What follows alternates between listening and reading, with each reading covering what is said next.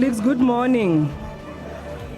Colleagues, when this council was appointed, I think it was in August, we had a lot of discussions about the strategic direction of the NHBRC. One of the things that we discussed was the issues of social transformation within NHBRC.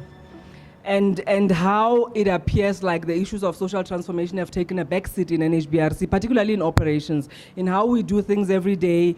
And we then took a decision that we're going to begin to give impetus to the issues of social transformation. And in that regard, we are in the process of developing a social transformation strategy, which is going to be implemented throughout operations in NHBRC. Within this context that we have this event today, we just want to remind ourselves, firstly as a nation, that issues of social transformation remain key to who we are as a nation.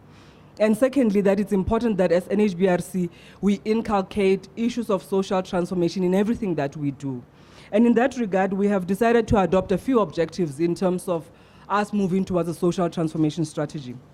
If I can quickly highlight those.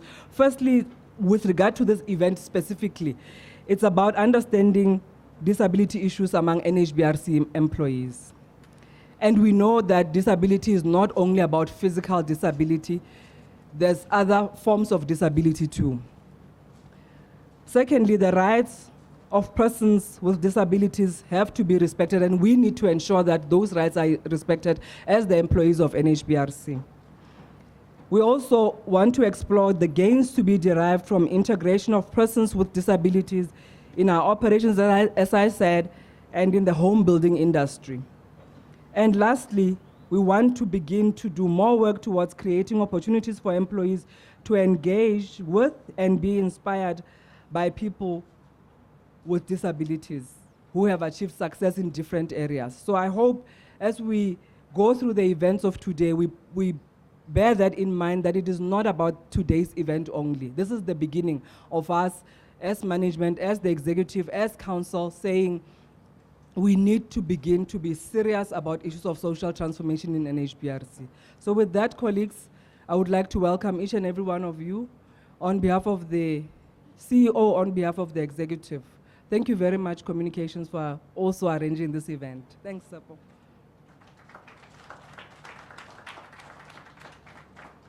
Good morning, everybody.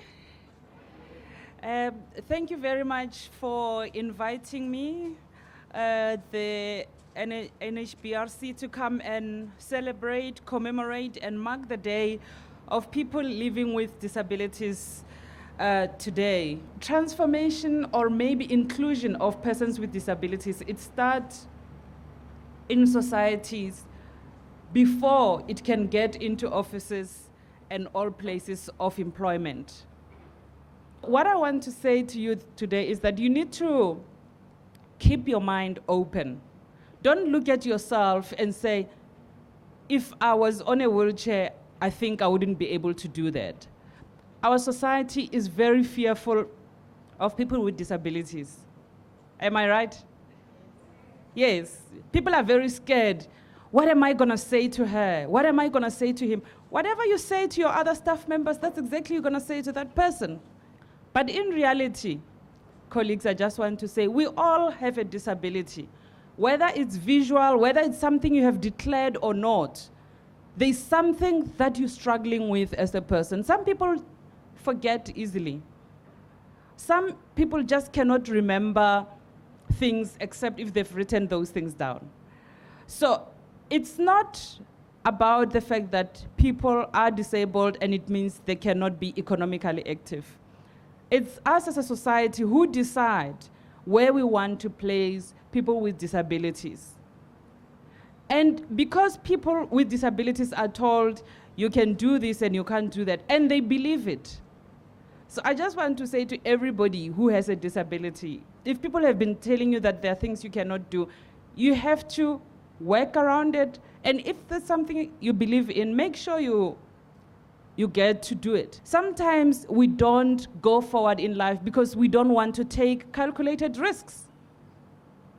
Sometimes we think, I can only go one step, and the universe wants to offer you 5 steps forward. So there's a lot of things that as people, we should be able to allow ourselves to do. You can't do the same thing forever and ever. Comfort zones can be so uncomfortable. Don't be scared to be a team member, to work with someone who has a disability, because you might find out you learn more from that person. So what do we do to encourage economic activity among people with disabilities? If we let them continue getting that 1,400 rand, that's what's going to happen. But if we include them in our society, we're going to get more money working, and we'll get more money paid into the tax, which will help. If we're going to build our economy, we must be able to say, how do we include people with disabilities? You know, I could talk forever and ever. But maybe let me stop and take questions. Hi, Rulani. Hello. My name is Ellen. Hi, Ellen. When I first saw your show on TV, I was very, very much interested, and I sat and I watched you, and I saw how brave you were, and you were like an inspiration to most people. Keep up the good work. You are such an inspiration. Thank you. Hi, Rulani. Hello. You're speaking to Alicia. Hi. I've actually been inspired by your courage, and what I need to know is that what has kept you going? Where did it start? What actually went through inside of you that actually helped you to push and keep on going despite all the challenges and criticism that you might be getting from people out there? I will start to say that, you know, when I went to university, you know, sometimes you don't get your reading material translated in time. Sometimes you have to ask for an essay, for an extension for an essay with 3 days or so. But you know, I was so scared of my grandfather. He was a very nice person, but you know, there are just those people in your life that you don't want to disappoint. For me, failure at university was not a choice. And I had to make sure that it happens. And I remember during my final year at university, where we were all looking for jobs, you know, we're thinking, hey, after this, we have to find jobs because there's still people who are coming behind us. They also need to come to university. I can't stay here forever. Sometimes you just have to believe in the impossible.